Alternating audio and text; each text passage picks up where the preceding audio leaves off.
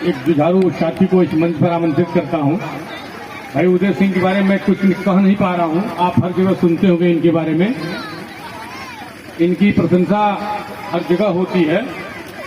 तो मैं चाहूंगा कि भाई उदय सम्यक जी हमारे बीच मौजूद हैं, आप भी अपना उद्घोष जरा सा थम के बैठिएगा और मैं कहूंगा कि ताली बजाने में कोई कोताही मत करिएगा, ठीक है। ताली एक वक्ता का, एक कवि का एक ताली बड़ा ऊर्जा होता है, तो इसलिए जरा आप अपना हाथ झाड़ वार के तैयार रहिए। मैं आमंत्रित करता हूं भाई उदय सम्यक जी। बहुत बहुत धन्यवाद बड़े भाई श्री राजमान जी। जब से ये रात बुझदिल हो गई है, दिए की जंग मुश्किल हो गई है। जब से ये रात बुझदिल हो गई है, दिए की जंग मुश्किल हो गई है, और चरागों को जरा सा हौसला दो, हवा कुछ और कातिल हो गई है, हवा कुछ और कातिल हो गई है। साथियों, सबसे पहले मैं उस दिव्य पुरुष को जिन्होंने यह सौभाग्य हमारे हिस्से में किया, संविधान शिल्पी, समानता, सामाजिक समानता के प्रबल पक्षधर, भारत रत्न पूज्यवर बाबा साहब डॉक्टर भीमराव अंबेडकर के कमलवत चरणों में अपना श्रद्धांजलि अर्पित करता हूं, नमन करता हूं, वंदन करता हूं। और एक क्रांति सी, जिस क्रांति का बीज बाबा साहब ने बोया था समाज में, आज वह क्रांति हर किसी के अंदर देखने को मिल रहा है। लेकिन आज हर किसी के अंदर क्रांति जागृत हुई है, एक जिज्ञासा हुई है कि हमें अपने मसीहा का पूजन करना है, हमें अपने भगवान का अभिनंदन करना है। आज का दिन 14 अप्रैल का दिन, आज पूरे देश में, देश के कोने कोने में, सभी सरकारी कार्यालयों में, सारे प्रतिष्ठित संस्थानों में आज सरकार के आदेशानुसार लोगों की जिज्ञासा का कद्र करते हुए आज हर जगह पर यह कार्यक्रम मनाया जा रहा है। डॉक्टर भीमराव अंबेडकर साहब जो दलितों के, पिछड़ों के, वंचितों के, शोषितों के मसीहा थे, आज उनकी जयंती पर यह सर्व समाज इकट्ठा होकर के उन्हें अपनी श्रद्धांजलि दे रहा है। इससे बड़ा खुशी का और दूसरा कोई विषय नहीं हो सकता। साथियों, शिक्षा की बात जो उनका मूल मंत्र था, कई वक्ताओं ने जिक्र किया कि शिक्षित बनो, संगठित रहो और संघर्ष करो। 1899 ईस्वी में लॉर्ड कर्जन जब भारत का सबसे युवा वायसराय बनकर के आया, पूरब से पश्चिम तक, उत्तर से दक्षिण तक पूरे देश में घना घूमा और उसने अध्ययन किया, मूल्यांकन करते हुए उसने कहा कि हिंदुस्तान की गुलामी का मात्र एक कारण है और वो कारण है अशिक्षा। यह अशिक्षा ही असंतोष, अपराध और अंधविश्वास की जननी है। इसी की देन है कि हिंदुस्तानियों में जितनी ताकत है, जितनी क्षमता है, जितनी ऊर्जा है, वो अपनी क्षमता को पहचान नहीं पा रहे हैं और विदेशी सरजमी से हम आकर के उनके ऊपर हुकूमत कर रहे हैं। साथियों, इंसान को गुलाम बनाकर हजारों बादशाह बने हैं। इस देश दुनिया में इंसान को गुलाम बनाकर हजारों बादशाह बने हैं, लेकिन गुलाम को इंसान बनाकर बादशाहत कायम करने वाले व्यक्ति का नाम था डॉक्टर भीमराव अम्बेडकर साहब।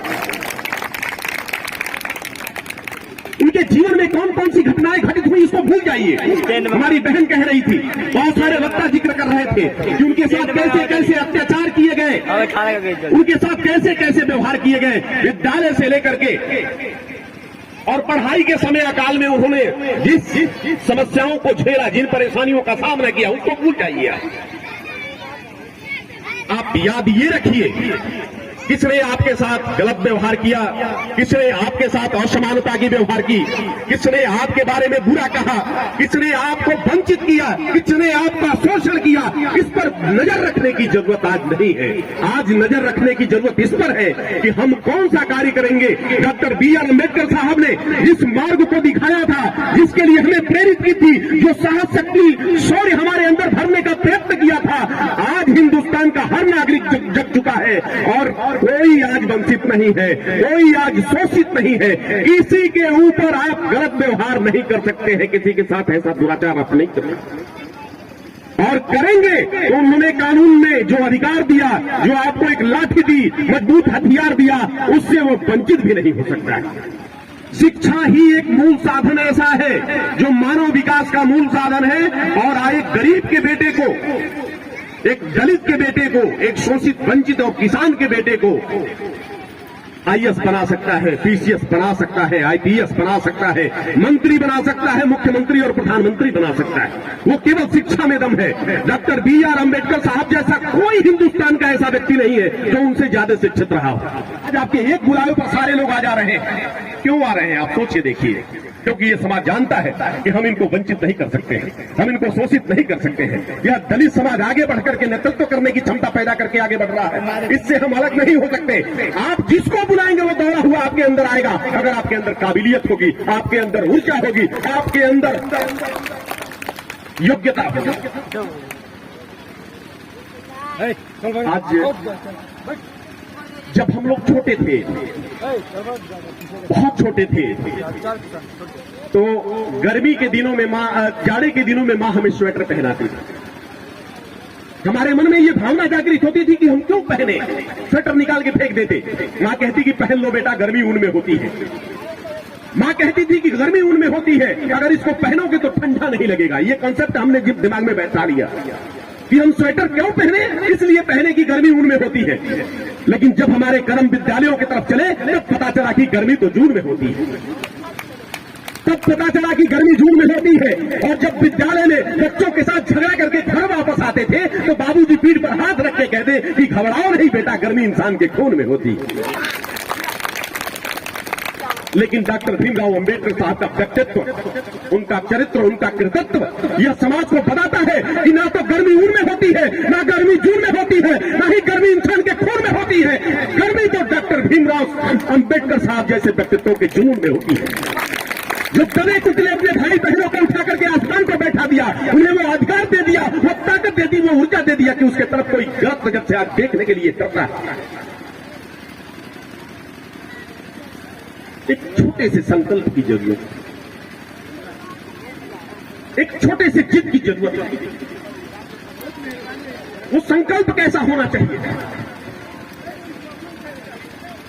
बच्चे आज भी जाते हैं अपने बाबूजी के साथ बाजार में, हम लोग भी जाते थे। बाजार में जाते ही हमारे मन में ये रहता, जब भी हमारे सामने कोई चीज दिखती हम चाहते कि उसको खरीद लें।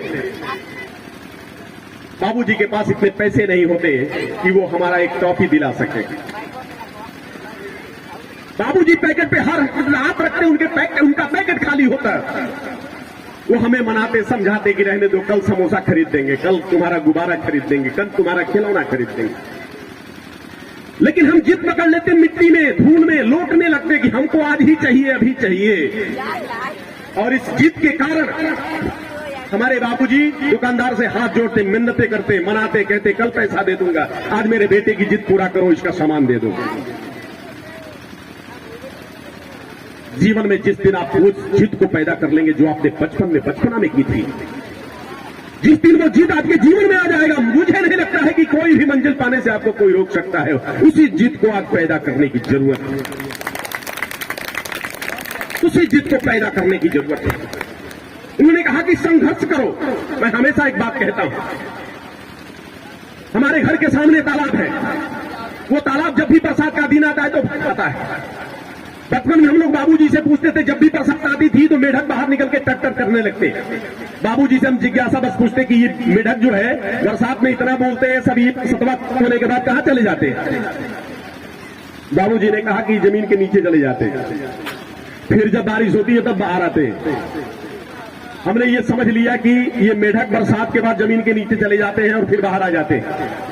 लेकिन जब बड़े हुए तो साइंस कहती है कि यदि मेढक जमीन के कितना भी नीचे चले जाएंगे तो मरेंगे नहीं, लेकिन वो दही के आधे भरे हुए भगोने में अगर गिर जाए तो उनका मरना निश्चित है, वो जरूर मरेंगे। 2 मेढक दही आधे भरे हुए दही से के भगोने में गिर गए। पहला इसलिए मर गया कि वो पढ़ा लिखा था, वो जानता था कि इसमें गिरने के बाद हम बच नहीं पाएंगे। दूसरा, हम जैसे आप जैसे थोड़ा गंवार था, कम पढ़ा लिखा था, उसने सोचा कि जब मर ही रहे हैं तो एक कोशिश करके देख लेते हैं, एक कोशिश करते हैं। अब तो मरना निश्चित है, एक तो पड़ोसी मर गया, अब मैं ही बचाऊं, कोशिश करते हैं, देखते हैं कि क्या होता है। वो छोटा सा प्रयत्न करना प्रारंभ करता है और दही के उस भगोने में अपना पैर चलाना शुरू करता है। चलाते चलाते इतनी रफ्तार बढ़ा देता है कि उस दही में से मक्खन का लोना निकल जाता है और उसी मक्खन के लोने पर चढ़ करके मेढक बाहर निकल जाता है। ये सीख है कि जब तक हम समस्याओं से लड़ेंगे नहीं, जब तक हम परेशानियों से जूझेंगे नहीं, जब तक हम इन संकटों का मुकाबला नहीं करेंगे, जीवन में कोई बुलंदी हमारे हिस्से में आने वाली नहीं है। हम बचने वाले नहीं हैं, हम अपना जीवन बचाने वाले नहीं हैं। आप यह खुद को समझाना बंद कर दो कि आपके जीवन में परेशानियां कितनी हैं। आप खुद को यह समझाओ कि आपका हौसला कितना बड़ा है, और ये जब हौसला बड़ा हो जाएगा तो आपका जीवन भी खुशनुमा हो जाएगा और खूबसूरत हो जाएगा। आज सर मेरा तन गया है जो इतने गुरूर से सब एहतराम कर रहे बड़े सुरूर से, और हर शख्स के मुस्कान का बस राज यही है कि यह नूर आ रहा है इसी कोहिनूर से, यह नूर आ रहा है इसी। खुद पर भरोसा होना जरूरी है। सेल्फ कॉन्फिडेंस हमारी ताकत को दोगुना चौगुना कर देता है। हम हाथ में ये मोती का अंगूठी पहने हुए हैं, हमको इस अंगूठी पर भरोसा है कि ये अंगूठी हमें शांति प्रदान करेगा, हमारे मन को सुकून देगा।